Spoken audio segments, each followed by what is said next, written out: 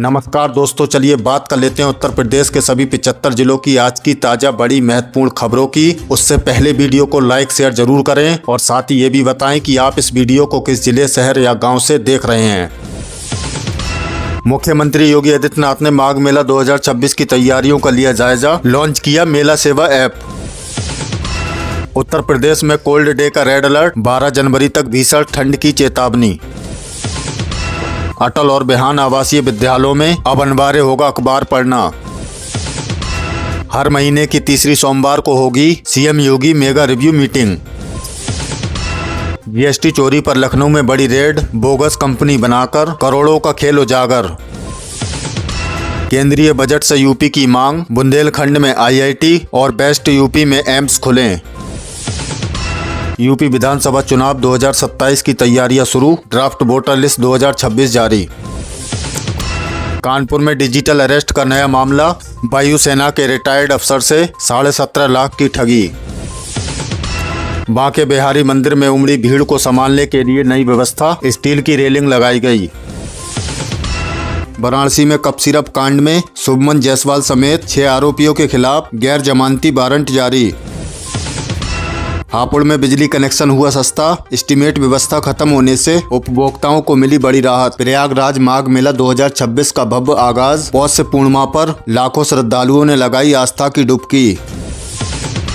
वाराणसी में घने कोहरे से 8 उड़ानें रद्द, 42 विमान देरी से पहुंचे। उत्तर प्रदेश में 55 से अधिक जिलों में घने कोहरे की चेतावनी, आईएमडी ने जारी किया ऑरेंज अलर्ट। मऊ में धौंस जमाकर चेकिंग कर रहा फर्जी सीओ गिरफ्तार, पिता प्रयागराज से निरीक्षक पद से सेवानिवृत्त। झांसी में वाटर प्लॉट का गरौठा, विधायक जवाहरलाल राजपूत ने निरीक्षण किया।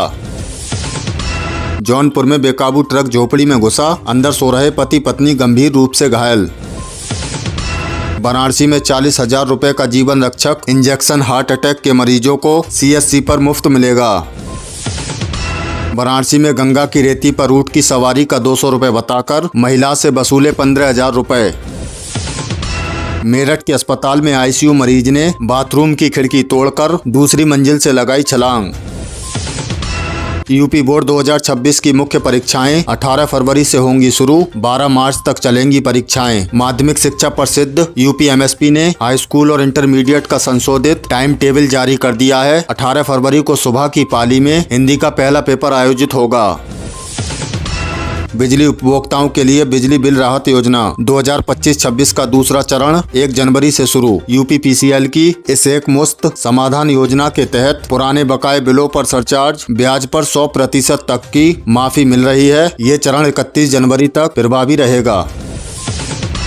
यूपी सरकार ने नए साल पर दिया तोहफा, 8 लाख राशन कार्ड जारी करने का रास्ता साफ। खाद्य और रसद राज्य मंत्री सतीश चंद्र शर्मा ने जिलों में विद्यमान रिक्त के अनुसार आवेदनों का सत्यापन कराकर नए राशन कार्ड जारी करने के निर्देश दिए हैं। लाखों परिवारों को जल्द से जल्द मुफ्त राशन मिलना शुरू होगा।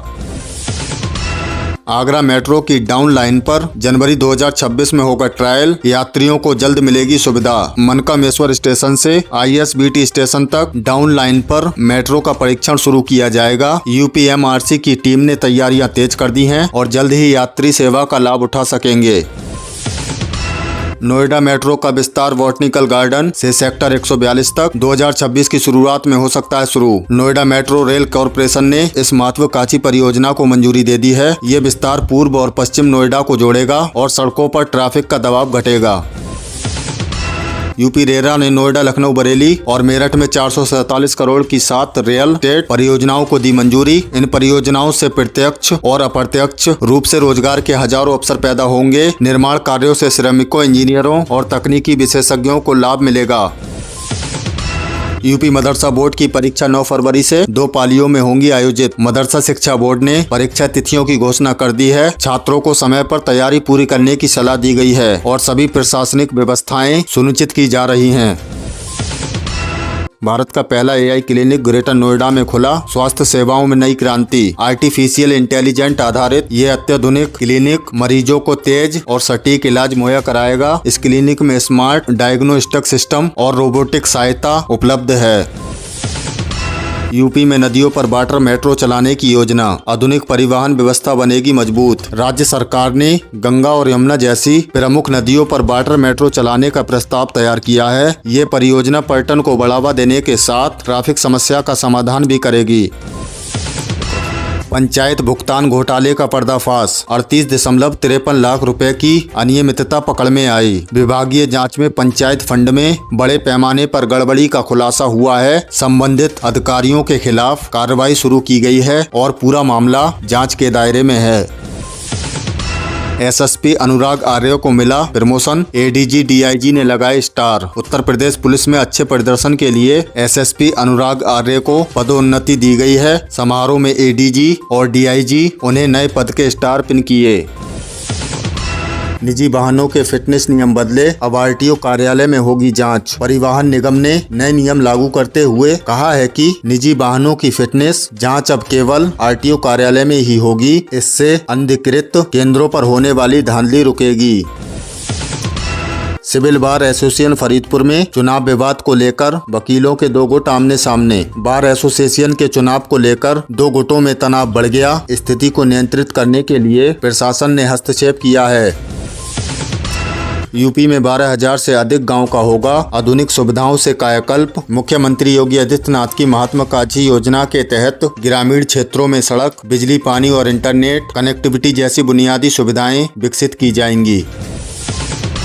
वाराणसी में संत कबीर टेक्सटाइल पार्क 75 एकड़ में होगा स्थापित। रोजगार के हजारों अवसर पैदा होंगे। राज्य सरकार ने वाराणसी में संत कबीर टेक्सटाइल पार्क की स्थापना को मंजूरी दे दी है। इससे कपड़ा उद्योग को बढ़ावा मिलेगा और युवाओं को बड़ी संख्या में रोजगार के अवसर मिलेंगे।